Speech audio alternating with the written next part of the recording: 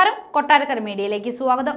Malappuram മേലാറ്റൂരിൽ online platform വഴി വസ്ത്രം order നൽകിയ യുവതിയെ പറ്റിച്ച് പണം തട്ടിയെടുത്തതായി പരാതി.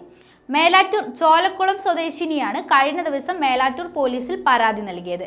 യുവതിയുടെ ഫേസ്ബുക്ക് പേജിൽ വന്ന പരസ്യത്തിന്റെ ലിങ്കിലൂടെ വെബ്സൈറ്റിൽ കയറി ഇവർ ഒരു വസ്ത്രം ഓർഡർ ചെയ്തു. 1900 രൂപ പണമടച്ചാണ് ഇഷ്ടപ്പെട്ട വസ്ത്രം ഓർഡർ ചെയ്തത്. എന്നാൽ ആ പണമടക്കം 32,246 രൂപ നഷ്ടപ്പെട്ടതായാണ് പരാതി.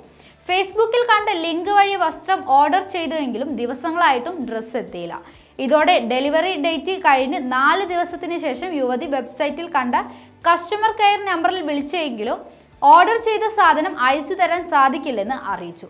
എന്നാൽ യുവതി അടച്ച 1900 രൂപ തിരികെ നൽകാമെന്ന് കസ്റ്റമർ കെയർ എക്സിക്യൂട്ടീവ് യുവതിയെ വിശ്വസിപ്പിച്ചു.